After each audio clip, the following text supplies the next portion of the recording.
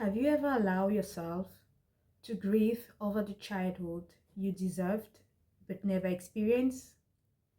I will share with you why it's important to grieve and how you can do that. Hi, this is Jermaine. Welcome to your daily guide to emotional, spiritual, and personal growth. If you haven't yet, please subscribe for updates. Grieving plays an essential role in our healing process. It helps to bring into our consciousness all the pain, the sadness, the regret that has suppressed into our subconsciousness. Grieving allows us to connect to our true self by reflecting on what was missing, allow us to better understand our wounds and triggers. Grieving the lost childhood help us to break unhealthy generational pattern. It allows us to be mindful for our future generation. By grieving and letting go, you allow yourself to break the vicious circle of reproducing the same mistakes that happened during your childhood. That's why it's extremely important to take the time to grieve, if only you want to break the unhealthy generational pattern. In his book, The Five Love Languages, Dr. Gary Chapman suggests that every single human being have emotional tanks. And as children, our tank could be filled or our tank can be totally empty. And unmet childhood needs create dysfunctional behavior. So if during your childhood your tank was not filled, or if you were not loved the way you deserved to be loved, you are literally an adult working with an empty tank. No wonder why we see so many strange behavior in us adults. If you look closely, you will understand it's because we are working with empty tanks. Those needs were not met when we were children. You have 5 different love languages, as Gary Chapman mentioned. My love languages personally are quality times, word of affirmation, and physical touch. And I'm sure that many of you, as me, we grew up without this need met. Especially for me, I came from a very African family, and in my experience, life was difficult and tough enough, and my parent didn't have the knowledge or the understanding of what emotional need means for a child. So I grew up with my tank totally empty. And because we went through a very tough time, my father divorced my mom, so my mom had to raise us all by herself. All this meaningful time that I wanted to spend with my family, I didn't have it because my mom had to work hard, and my elder brothers as well had to work hard for us to survive. So I've never had the time with my family, and it was not in our culture either to say words of affirmation towards one another. We never said I love you to each other. We never praised the good deed of a child. And physical touch as well was very rare, again, because life was already difficult enough. We needed to focus on how to survive. So like me, like many of us, we are walking around with our tank empty. It's important to acknowledge that as a child, you deserved to be loved in your language. As a child, you deserved to be just a child. It was not your job to be an adult. It was not your job to handle all the situations that you have handled. It was not your responsibility to go through all the difficult situations that you have gone through in life. It was not your job to put food on the table. It was not your job to be the adult. There is a difference between grieving and victimhood. Grieving doesn't mean stay in the past and play the victim. Grieving is looking into the past, acknowledge that there is something missing, acknowledge that there is something that could have been better, and cry over it, mourn over it, and move on. I have seen people who are stuck into the victim mindset, always complaining about their difficult childhood, um, using it as a reason where they are in life today, using it as a reason not to move forward. That's not what we are trying to do here. What we are trying to do is to look into the past to be able to move on, to move forward. We do not stay stuck in the past and we do not play victims here. We want to move on. Now, this is how you can start your journey into grieving your lost childhood. I can suggest to first start by creating a space for your inner child. You have to bring what you think you deserved as a child and what you had. You are the one who knows better what are your needs. You are the one who knows your love languages. So you know better the childhood that you have deserved. You know better the childhood that you sometimes dreams about that you never had.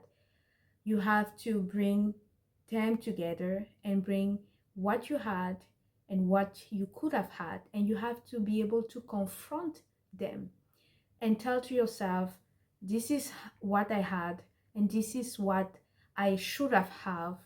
It's important to confront these two realities together. For example, I stumbled on a short video one day. The title was When the Little Sister Wants to Help, and then we have to remind her that she's just a princess. So it was three brothers trying together to carry like a large piece of wood. And this tiny little girl came ahead to try to help them. Though she was so tiny, she couldn't do anything. They just carry her, they lay her down on the piece of wood and they kept carry her away. And that has reminded me I am the only girl and the last born of a family of 5 children. I have only brothers. Usually, when I mention that to people, they're just like, oh, you have been the princess of the family. Probably your brothers have treated you as a princess. That was not my reality. So, seeing that video has triggered inside me the hard realities that I deserved as the only girl, as the last born, to be treated as a princess by my brothers. But unfortunately or fortunately, that was not my realities. I had to be the adult in my family. I had to be the conscious child when I was younger because we are coming from a very broken family. So my brothers had their own troubles. They had also all the pains that they are dealing with.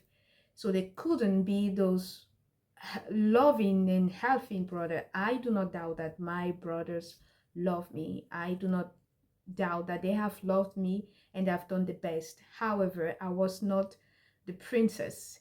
I was not the one who was treated like a queen. I was the adult. So seeing that video had triggered in me something, and I brought the childhood that I could have had, that I deserved, and I brought what I had. I confronted them together, and it allowed me to cry. So when I saw that video, I took the time to acknowledge that that's what I deserved as a child, and this is what I had. And I compared the two, acknowledge that there is a problem here, and I had the space to cry over it, to look my little Jermaine, to look this young 3 years old, this young 4 years old, this young 5 years old, and cry over it. My second advice to you in the process of grieving your lost childhood is to have patience and to have compassion towards yourself. Healing is a very long journey. It's a lifetime journey.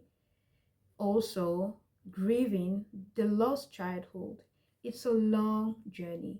You have to be patient with yourself and you have to have compassion towards yourself as well.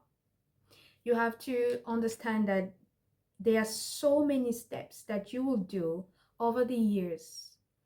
In this process, it's important to look your younger self and to have compassion towards yourself.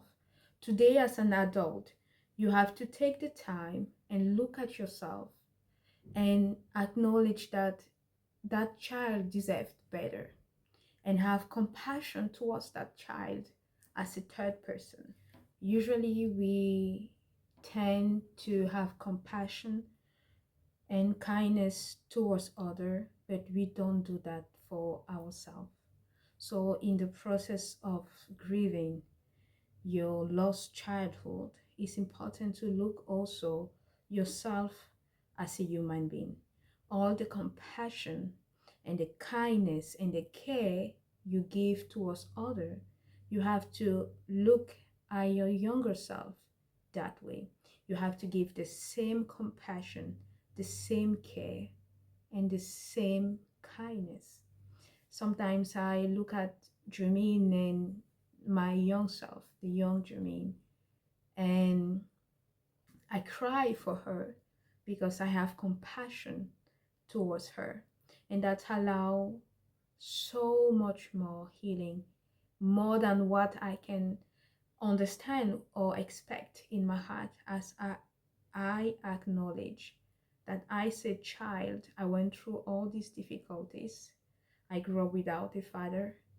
I grew up with a single mom who had to work so hard to give us a decent life. I remember I spent most of my time alone, though I'm someone who grieve for quality times. I spend most of my times alone. I look back and I look at myself in this period where I was alone. I have compassion towards myself. I have compassion towards that young little girl who was sitting alone in that house and crying most of the time. That allows me to grieve and to heal. I know that we live in a culture where we tend to avoid to be triggered. My advice is not to run away from triggers. You have to let the triggers to trigger you. Each time that I face a trigger or when a situation comes towards me, I know better already. I do not blame the situation or I do not blame the other person. I look inside me and I ask myself, why am I triggered? There's probably a belief system in my subconscious that makes me feel the way I feel. So when a triggers come towards me, instead of avoiding it, I face it and I try to identify the source of what makes me feel the way I feel. Another thing is to allow yourself to cry. For so many cultures or even in society, we have to be strong. We do not have to cry. My advice is allow yourself to cry. Allow your eyes to shed those tears. Don't try to be strong. Allow yourself to cry. How many of you, after a good cry, have felt good inside? I believe that crying brings out those toxic energy, toxic feelings that are stuck inside you. So allow yourself to cry. Even if you are a man, allow yourself to cry. I know that a lot of society, you have to be tough, you have to be strong. A man doesn't cry. That's not true. Allow yourself to look at your young self and say, you deserved better. You didn't have it. That was painful. I have compassion for you. And I cried. I cried because I deserved better. I just want to say that grieving the lost childhood is such a long process. In your healing journey, there are so many steps that you will do over the years that will seem not to have any impact until one day you will reach a cumulate point where you will just break and break free. Because all these years of working towards yourself, all these years of listening every single video, everything will reach a point of accumulation when you will have your breakthrough. Grieving is not the end goal, but healing is the end goal. Grieving is just the step forward into your healing journey. So crying over your lost childhood is not the end of the process, but is one step forward towards that long journey of healing. Thank you for listening. I hope this was insightful for you. Again, if you haven't yet, please subscribe for update, and may you keep healing.